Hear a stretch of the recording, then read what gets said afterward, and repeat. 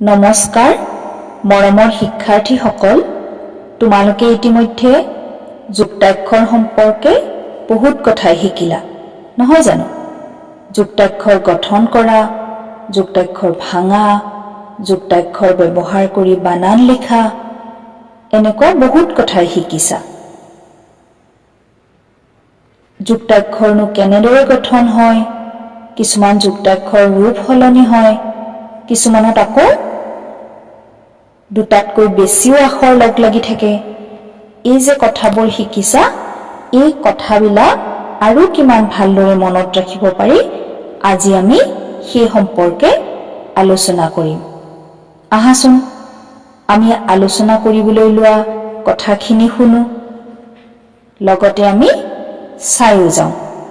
প্ৰথমতে আমি তিনিটা বৰ্ণৰ যোগ হলেনো যুক্তাক্ষৰটো কেনে হয় সেই কথাটো দেখুৱাবলৈ লৈছোঁ। তোমালোকে চোৱা, যুক্তাক্ষৰত হ্ৰস্বকাৰ আৰু দীৰ্ঘকাৰ যোগ হলে বেলেগ বেলেগ ৰূপ হয়। অৰ্থাৎ ৰকাৰান্ত যুক্তাক্ষৰৰ লগত হ্ৰস্ব আৰু দীৰ্ঘৰ যোগ হলে হ্ৰস্বকাৰ আৰু দীৰ্ঘকাৰৰ ৰূপ সলনি হয়।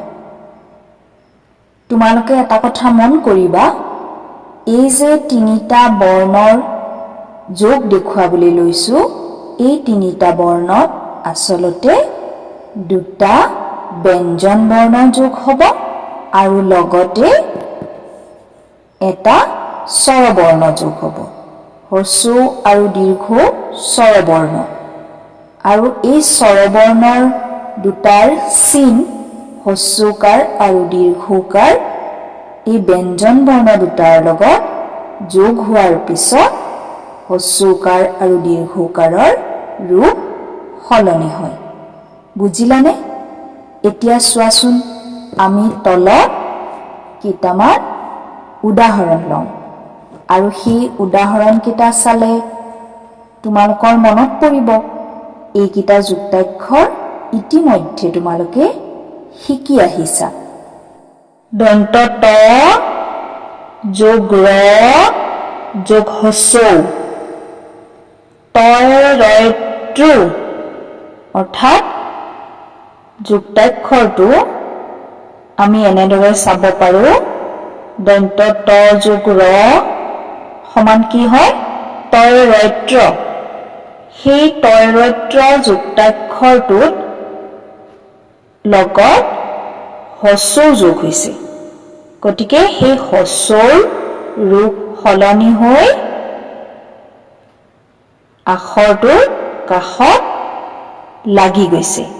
গতিকে আমি যুক্তাক্ষৰটো কেনেদৰে মাতিম? তয় ৰয় ত্ৰু বা তয় ৰয় ত্ৰত হ্ৰস্বকাৰে ত্ৰু। গতিকে এই যুক্তাক্ষৰেৰে এটা বানান, বহুত বানান আছে, তাৰ ভিতৰত এটা বানান মই কৈছোঁ শত্ৰু। দয় ৰয় দ্ৰত দীৰ্ঘকাৰে দ্ৰুৰে আমি বানান পাওঁ বিদ্ৰুপ। বিদ্ৰুপ মানে ঠাট্টা, মানুহক কেতিয়াও আমি বিদ্ৰুপ কৰিব নাপায়।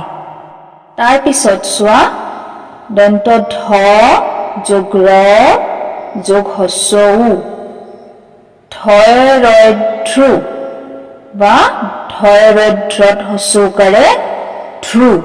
এতিয়া ধ্ৰুৱ, ধ্ৰুৱতৰা, এনেকুৱাকৈ আমি বানান পাব পাৰোঁ। ধ্ৰুৱতৰা আমি ৰাতিৰ আকাশত দেখা পাওঁ, নহয় জানো? ব যোগ ৰ যোগ হ্ৰস্ব উ, বয় ৰয় ব্ৰু বা বৈৰব্ৰত হ্ৰস্বকাৰে ব্ৰু। বৈৰব্ৰুৰে বানান বব্ৰুবাহন, ডিব্ৰুগড়। বব্ৰুবাহন কোন আছিল জানানে?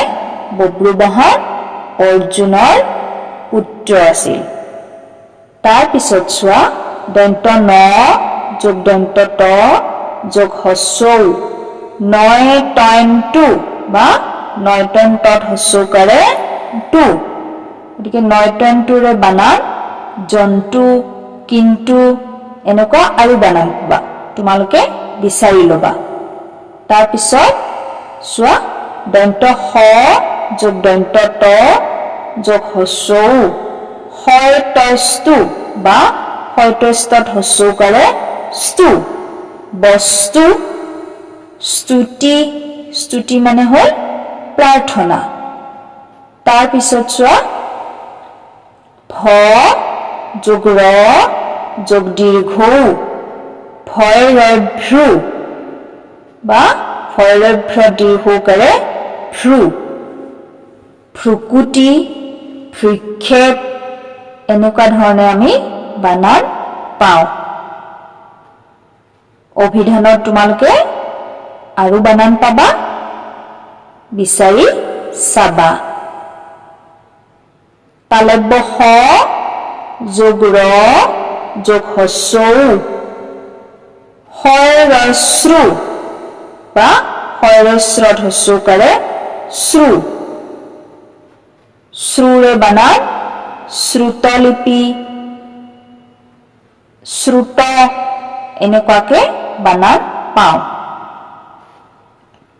তালব্য হ যোগ ৰ যোগ দীৰ্ঘউ হৰশ্ৰু বা তালব্য হৰস্ৰত দীৰ্ঘউকাৰে শ্ৰু তালব্য হৰস্ৰত দীৰ্ঘউকাৰে শ্ৰুৰে বানান পাওঁ আমি শুশ্ৰূষা এতিয়া তোমালোকে চোৱাচোন আমি হৰস্ৰু দুটা পালো এটা দীৰ্ঘউকাৰ আৰু এটা হস্ৰউকাৰ গতিকে দুয়োটাৰে বানানবোৰ বেলেগ বেলেগ তোমালোকে এইবোৰ মন কৰিবা যে দীৰ্ঘউকাৰ হলে তলফালে চিনডাল হয় আৰু হস্ৰউকাৰ হলে ওপৰ ফালে চিনডাল হয় হেতুতে তোমালোকে বুজি পাবা কোনটোত হস্ৰউকাৰ যোগ হৈছে আৰু কোনটোত দীৰ্ঘউকাৰ যোগ হৈছে গতিকে তোমালোকে মন দি এই যুক্তাক্ষৰখিনি চাবা আৰু তোমালোকে চোৱা এই যে হস্ৰউকাৰ আৰু দীৰ্ঘউকাৰ যোগ হোৱাৰ লগে লগে যুক্তাক্ষৰবোৰ দেখিবলৈ বেলেগ লগা হ'ল বা তিনিটা বৰ্ণৰ যোগ হ'ল তোমালোকে আগতে জানি আহিছা যে ব্যঞ্জন বৰ্ণৰ লগত যোগ হৈছে যুক্তাক্ষৰ মানে কিন্তু ইয়াত ব্যঞ্জন বৰ্ণৰ লগত কি যোগ হৈছে স্বৰবৰ্ণ যোগ হৈছে স্বৰবৰ্ণ যোগ হোৱাৰ লগে লগে স্বৰবৰ্ণৰ আমি স্বৰচিহ্নবোৰ যোগ কৰি দিলোঁ আচলতে যুক্তাক্ষৰ কেইটাৰ এই যে হস্ৰউকাৰ দীৰ্ঘউকাৰ যোগ হোৱাৰ লগে লগে বেলেগ বেলেগ দেখিবলৈ লগা হ'ল সেই কথাকেইটা বেলেগকৈ উলিয়াই ল'লে তোমালোকৰ মনত ৰখাত সুবিধা হ'বৰ কাৰণে আমি এনেদৰে তোমালোকক দিলোঁ আৰু তোমালোকে অনুশীলন কৰিবা আৰু এনেকৈ আমি অলপ টান যেন লগা বানানবোৰ যুক্তাক্ষৰবোৰ সহজে শিকিব পাৰোঁ এইখিনিতে তোমালোকে আৰু এটা কথা মন কৰিবা